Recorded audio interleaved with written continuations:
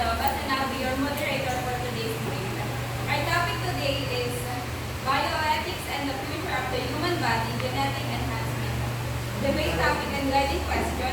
The debate topic is the genetic enhancement. Should parents be allowed to use gene editing technology like CRISPR to select for non-disease traits in their children? The guiding question.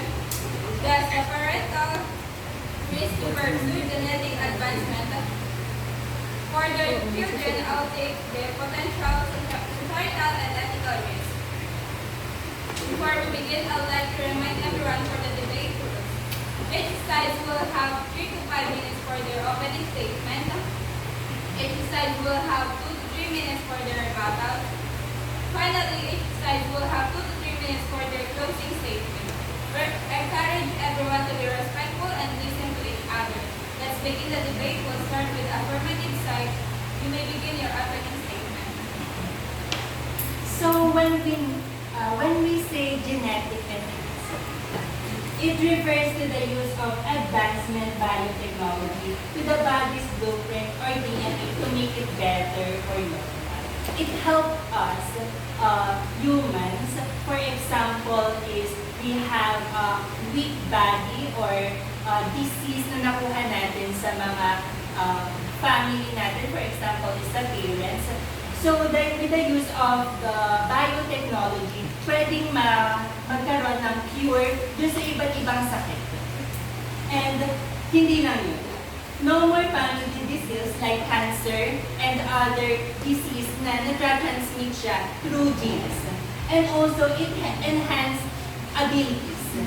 Na may mga bata na pinanganak sila na mahina ang pangangatawan, mahina ang puso, at hindi sila nabigyan ng hindi magandang way ng life. So, we support and allow parents to use gene editing technologies like CRISPR for selecting non-disease trait in their child. Parents have the rights to make choice for child's future similar to education and nutrition decision, fostering sense of agency and hope.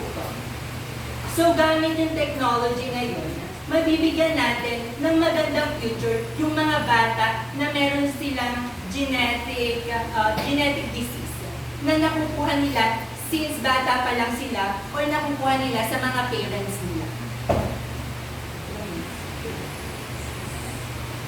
Thank you very much. Now let's move on to the negative side. The negative side. The affirmative side has painted a compelling picture of future promise limitation driven by human genetic enhancement. But their vision is blurred, built on a dangerous miscalculation of the risk and probable misunderstanding of human equality. We are here today to talk about technology that sounds like from a sci-fi movie and ang pag-edit ng genes ng ating mga anak. This question, should parents be allowed to use gene editing technology like CRISPR to select for non-disease traits, intelligence, athletic ability in their children? Our position is clear. Parents must not be allowed to use gene editing for non-disease traits. Let's be clear, kapag naging common practice ito ay magiging some social pressure, magiging parang requirement na parang maging complete. This is not freedom. Allowing genetic enhancement for traits like intelligence or athleticism would not level the playing field. It would cement the deepest from inequality. This technology will turn a human being into a design product, subject to the expectation built of their parents. It will become an example of opening a Pandora's box where children become products to be designed, rather than individuals to be loved and accept who they are. Additionally, the unknown and acceptable risk, there is an extremely high chance for incorrect changes and predictable impacts on their characteristics and long-term health effects for both individual and next generation. Thank you very much. Now, it's time for the rebuttal. Affirmative side, you may begin. Hindi naman namin sinabi hindi nakakasama. Ang ibig lang namin sabihin, para mas mapabuti yung kalagayan ng mga iba pang generation. Bukod dito, meron siyang inilalatag na pwede siyang mapahaba, katulad sa mga medical health, pwede rin siyang makatulong para mas humaba pa yung buhay ng isang tao. And then, for the example is yung yung natatransfer na sa bata, yung naging nangyari sa magulang nila. Ibig sabihin nito, hindi naman kasalanan ng bata na nagkaroon siya nun. Ang inaano lang namin is para mas mapabuti yung kalagayan ng isang bata at para mas humaba din yung buhay niya. So, ang sinasabi mo is para mapabuti yung kalagayan ng bata. Ikaw, wala namang direct evidence na fake to. So, paano pag nangyari na mali yung editing sa bata? So, yung yung editing ngayon is permanent. Paano mangyayari doon sa bata na lumalaki siya pero yung editing ay hindi naman tugma? So, magiging stress yung bata which will mag-lead sa depression. Yung sinasabi mo nag-lead sa depression. Diba, kapag yung bata, example na lang, yung sakit na nanggaling sa parents niya is nagkaroon siya ng autism. Diba, kapag habang lumalaki yung bata, na pipil niya na hindi siya bilang sa ibang mga bata na hindi siya normal. Napipil niya na different siya dun sa ibang mga bata which is normal. Kaya sinasabi mo na para mag-lead sa depression, di ba yung makukuha niyang bullying, yung discrimination sa ibang bata dahil hindi siya normal, di ba pwede yung mag-lead sa anxiety, sa depression na worse, pwede rin siyang maging suicidal. So, ang sinasabi mo ay makakatulong to. Pero yung question kasi is, ang i-edit is yung ability ng yung sa intelligence and sa mga sport. Hindi naman sinasabi sa sakit. Ang topic natin is yung intelligence ang i-edit, hindi yung disease. So, ang layo ng pinagdalaman. Okay, so sa intelligence. So, base kay Jennifer A. Gola, meron siyang sinulat na study. What is CRISPR, the ultimate guide to trace mechanism, application, and methods? So, kasama sa genetics ng bata, kung ano yung meron sa kanila paglaki. Kasama din yung intelligence. For example, yung anak mo is hindi siya gano'n talino or marunong. Gamit yung technology, mabuboost yung genes na meron siya at na makakapag-provide sa kanya ng fast learning. Mabilis siyang matututo. Sabihin na natin na hindi yun magiging pantay sa ibang bata dahil hindi sila gumamit ng technology. Pero sa mundo kasi natin ngayon, hindi naman talaga tayo pantay-pantay. Gagawin natin yung mga bagay na makakabuti sa atin. Di ba?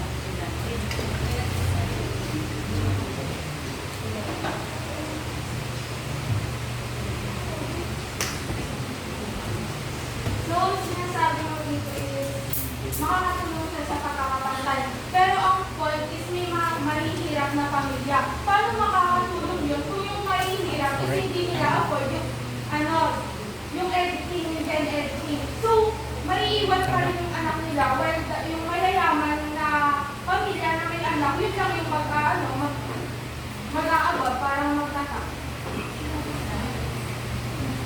So, base sa future outlook, by 2050, chip home kids might get anyone edit genes. So, kaya nga meron tayong mga scientists at mga researchers kasi sila yung gumagawa ng paraan para lahat tayo, na mga tao, is magkaroon tayo ng access. Sabihin natin hindi muna sa ngayon. Kaya nga nila ginagawa yung step by step at meron silang process para by the near future, yung mga susunod na henerasyon is kukuha na nila yung technology. Sa scientists, hindi naman lagi sila perfecto. Siyempre, nagkakamali din sila. What if yung ginagawa nila is nagkamali sila, paano na yung patient, ano mangyayari? Ang pang-bakali. Kaya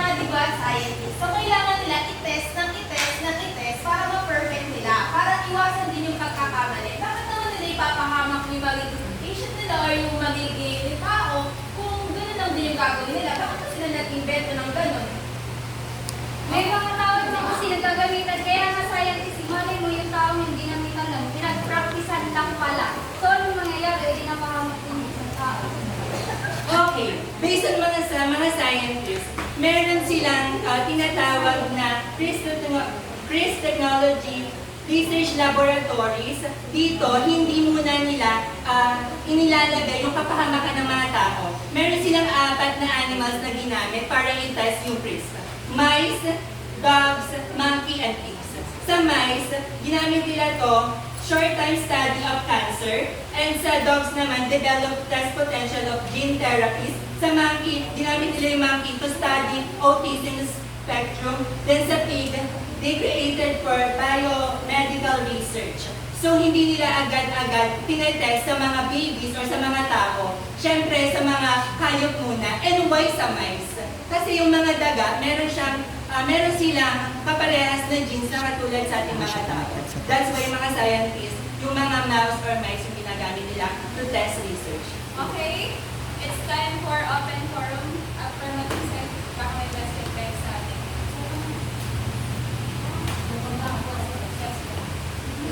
Okay, so sige, I have a question. So, sa tingin nyo ba, papayag, for example, you are parents, papayag ka ba na yung isang anak mo ay isasailalim sa isang Praise Biotechnology? Why? Kasi pwedeng unang-una, pwedeng mapahamak yung anak kasi wala pa namang evidence na naging successful siya. So, pwedeng yung papayagan ko nga, pero what if yung gene na ma-edit sa kanya is hindi naman na gusto? So, lalaki siya na may pressure na i-meet yung expectation namin na magulang. Okay, so sabi mo kanina wala pang proof. But I have proof. So, human success, sickle cell disease by 2023. Ito ay study published in the New England Journal of Medicine, December 2023. In trial, meron silang 44 patients. Then, dun sa 44 na yun, merong 29 na nag-success. It means lang yun na mas mataas na yung success kaysa sa mga hindi nag-success. At isa lang ang ibig sabihin nun, patuloy na tayo yumayabong at napagpapatuloy na natin ang research ng mga nakaraan pa. Kasi itong genetic enhancement, hindi lang ito ngayon matagal na to. Pero patagal ng patagal, mas na-prove ng mga scientists na pwede natin gamitin ang technology to save life. Negative pa kasi. Ang question namin is yung sa choice ng parents. Bakit sila papayag na i-edit yung gene ng anak nila? So, Siyempre, para din naman yun sa kapakanan ng anak nila. Bakit nila, yung anak nila, idadaw nila kung meron naman palang solusyon? So, ibig sabihin na, para lang naman, para mas mapabuti yung anak nila, papayag sila. And hindi mo naman syempre, hindi ka naman basta-basta papayag kung yung anak mo is wala ka nakikitang mali. Syempre, makikita mo yung mali, kaya papayag ka dun sa isang bagay na kahit i-risk mo yung life ng anak mo, basta importante may possibility na mag-success yung gagawin mo. Kaya sa amin, sa panig namin, papayag ka. So, sinasabi mo na okay lang i-risk yung buhay ng anak mo para lang mapaayos yung gene editing na may kulang siya. So, ganun ba ang pagmamahal ng magulang? yes. Because based on Republic Act number 10034, parents have the fundamental rights to make decision for their own child future. So nasa akin nakasalalay kung ang future na magiging anak ko ay ibibigay ko sa kanya ng mabuti at hindi ko pagkakaitan ng isang magandang future ang anak ko. Pero iba yung difference ng pagmamahal sa pagdidikta. Hindi mo pwedeng sabihin na gagawin mo yun para sa ikakabuti ng anak mo. Pero paano naman yung buhay na, yung expectation mo? So ginawa mo lang yun para makita yung expectation and ego mo. Only 1 minute.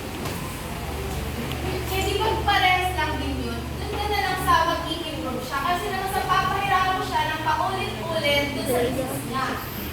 Pero ang pinag-uusapan natin dito is parenting, hindi programming. Hindi ka gagawa ng anak na parang robot, i-design mo siya. Hindi pa dapat i-accept mo siya kung ano siya. Eh, ano ba yung ginagawa mo? Di ba dinidesign din naman siya? No, no. For me, yung gene editing kasi, pag binigay mo siya sa isang anak, lalo na sa anak mo, para yung education. Hindi mo yan kailangan ipagkait. Para yung nutrition na kailangan mong ibigay. Hindi para isang tao dahil isang magulang. Pero sa education, may chance yung bata na piliin kung ano ang gusto niya. Sa Gen editing, ikaw ang namili, hindi yung anak mo. Kasi nga, infant pa siya, baby pa siya. So, ikaw lang yung nag-decide, hindi yung ano. So, parang nilabag mo yung right ng bata.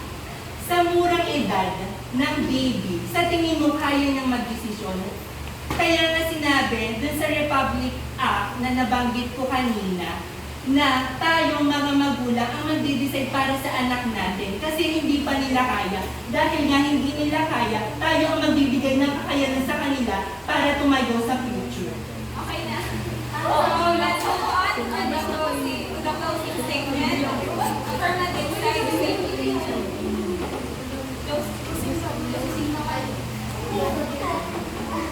Biotics and genetic enhancement requires the balanced approach, weighing the potential benefits against ethical concerns. Thoughtful regulation and inclusive discussion are crucial to ensure possible innovation that benefits of all humanity. In short, using biotics in genetic enhancement means being careful and fair. We need to talk and make rules together to make sure it helps everyone. Thank you very much. And now the negative side. The positive side has also talked a lot about choice and potential. Framing this a matter of choice and progress, but it's a choice that once made from one and eliminate choices for many others. We have highlighted the undeniable risk, the creation of genetic aristocracy, the erosion of the child and right to an open future, and the unknown dangerous effect of manipulating complex human traits. This concern indicate perspectives that are not only imaginary concerns, but are the reasonable result of a social system that views human existence as an item of value. The desire to give our children an advantage is natural, but the true advantage comes from a just society that provides excellent education, healthcare, and opportunities for all, not for a biotechnological arms race that benefits only a few. This debate is not about limiting potential, it's about protecting our shared humanity. It's about preventing a future where we are divided by our very genes. We are not just making a choice for today. We are shaping the human species for generations to come. We stand for a future where a person's worth is determined by their character, their actions, and their humanity, not by their engineered genetic profile. We stand for a future of solidarity, not stratification. We urge to stand for ethics, for equality, and for an engineered human future, both known to genetic enhancement for non-disease traits.